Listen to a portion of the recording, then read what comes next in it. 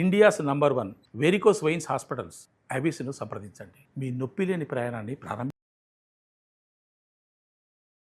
శ్రీ గురుభ్యో నమః. మహాగణాపతి నమః. శివాయ గురు నమః. శ్రీ కామేశ్వరదేవి నమః.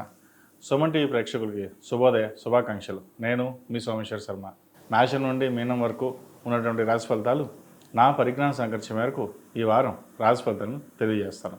ఈ రాశి ఫలితాలు ఈ నెల 31 తారీఖు నుండి సెప్టెంబర్ 6వ తారీఖు వరకు వర్తిస్తాయి. ముందుగా గోచారం. మిథున రాశిలో గురువు, కర్కాటకంలో శుక్రుడు, సింహంలో రవి బుధ కేతువులు, కన్యలో కుజుడు, కుంభంలో రాహువు, మీనంలో శని, అలాగే చంద్రుడు వృశ్చికం, ధనస్సు, మకర రాశుల్లో సంచారం. మిథున రాశి వారికి ఆరోగ్యం పట్ల కాస్త జాగ్రత్తలు తీసుకోవాలి. ప్రతి చిన్న విషయానికి అలసట, తెలియని ఆందోళన ఎక్కువ అవుతుంది. వృత్తిలో ఉద్యోగాల్లో అన్నీ బాగున్నా ఏదో తెలియని ఇబ్బంది అనేది ఏర్పడుతుంది.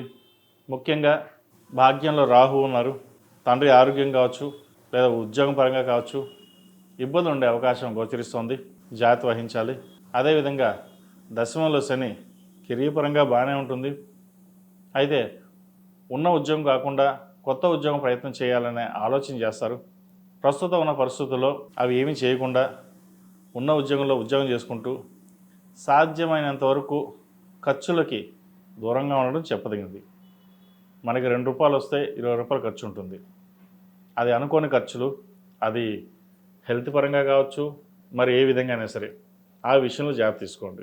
ఎప్పటి నుంచో వివాహ సంబంధం కోసం ప్రయత్నిస్తున్న వారికి మంచి సంబంధం కుదురుతుంది. జాతక పరిశీలన చేసుకుని ముందుకు వెళ్ళండి. అదేవిధంగా క్రయ విక్రయాలకు సంబంధించిన విషయ వ్యవహారాల్లో చాలా జాగ్రత్త వహించడం, భూములు అమ్మేటప్పుడు కొనేటప్పుడు డాక్యుమెంట్స్ విషయంలో జాగ్రత్త వహించాలి. అదేవిధంగా సోదరి సహోదరులతోటి విభేదం రాకుండా చూసుకోవాలి. తృతీయంలో రాష్ట్రాధిపతి చతుర్థాధిపతి అయిన బుధుడు తృతీయంలో రవితో ఉన్నారు. మాట పెరగకుండా ఏదైనా సరే సామరస్యంగా వెళ్ళి ముందుకు వెళ్ళడం అనేది చెప్పదగినది. చిన్న విషయాలు కూడా అతిగా పట్టించుకోవడం వల్ల ఆరోగ్యపరంగా ఇబ్బందులు అనేవి ఉండే అవకాశం గోచరిస్తుంది. వ్యాపారపరంగా వీరికి చక్కగా ఉంది. మంచి రొటేషన్స్ అవుతాయి. మంచి అవకాశాలు కూడా కలిసి వస్తాయి. కొత్త వ్యాపారాన్ని ప్రారంభించాలి అన్న యోచన చేస్తారు. అయితే భాగస్వామి వ్యాపారాలు కలిసి వస్తాయి. కొత్తగా ఆలోచించే కంటే ఏదైనా డిస్ట్రిబ్యూషన్ కావచ్చు, ఫ్రాంచైజీ కావచ్చు, ఇటువంటి వ్యాపారాల్లో అడుగు పెట్టండి. ఎందుకంటే ఆల్రెడీ బ్రాండెడ్ ఉన్న వాటి మీద ఇన్వెస్ట్మెంట్ చేసుకుంటే కొన్ని లాభాలు అంటూ ఉంటాయి.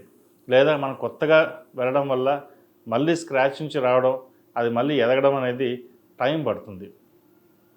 సో అనవసరంగా ఎక్కువగా ధనాన్ని వెచ్చించడం కూడా జరుగుతుంది. ఇటువంటి విషయ వ్యవహారాల్లో ఆచితూచి వ్యవహరించండి.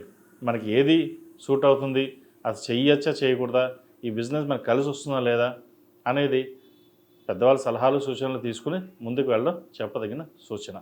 ఈ రాశిలో నిర్మించిన విద్యార్థులకు కాలం అనుకూలంగా ఉంది. ముఖ్యంగా విదేశీ సంబంధించిన విషయ వ్యవహారాలు వీరికి అంత అనుకూలంగా లేదు. ఇక్కడే ఉండి హయ్యర్ స్టడీస్ కంప్లీట్ చేసుకోవడం చెప్పదగినది.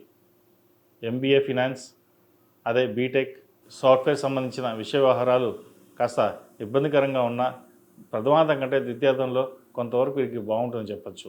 ఈ రాశిలో నిర్మించిన స్త్రీలకు వృత్తి ఉద్యోగ పరంగా వ్యాపార పరంగా బాగుంటుంది. ఆరోగ్యపరంగా కొన్ని జాగ్రత్తలు తీసుకోవాలి. వ్యాపారంలో నష్టం రాకుండా చూసుకోవడం బాధ్యత మీదే ఉంటుంది. మన వాళ్ళు ఉన్నారు, వాళ్ళు చూసుకుంటారు అనే భావన కాకుండా మీకు మీరుగానే కష్టపడండి. మంచి ఫలితాలు సంప్రాప్తిస్తాయి. ఇటు పంచమాధిపతి వ్యయాధిపతి అయిన శుక్రుడు ద్వితీయంలో ఉన్నారు. కుటుంబ స్థానంలో శుభకార్యాలకి ఆస్కారం ఉంటుంది. మీరే దగ్గరుండి అన్నీ చూసుకోవాలనే భావన కూడా ఏర్పడుతుంది. అయితే ఆరోగ్యరీత్యా కొంత సహకరించిపోవడం వల్ల పక్క వాళ్ళకి అప్పచెప్పడం, లేదంటే వాళ్ళని చూడడం అనేది జరుగుతుంది.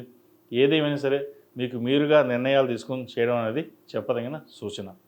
ఈ రాశిలో జన్మించిన వారు ప్రతిరోజు ప్రతినిత్యం ఓ నమో నారాయణ ఉత్తతో దీపారాధన చేయడం, హనుమాన్ చాలీసా పఠించడం చెప్పదగిన సూచన. లేదా 8 మంగళవారాలు ఆంజనేయ స్వామి వారికి ఆకుపూజ చేయించండి. 9వ మంగళవారం నాడు వడమాల వేయండి. అనుకున్న పనులు పూర్తవుతాయి. ఈ రాశిలో జన్మించిన వారికి కలిసి వచ్చే సంఖ్య 5, కలిసి వచ్చే రంగు గ్రీన్.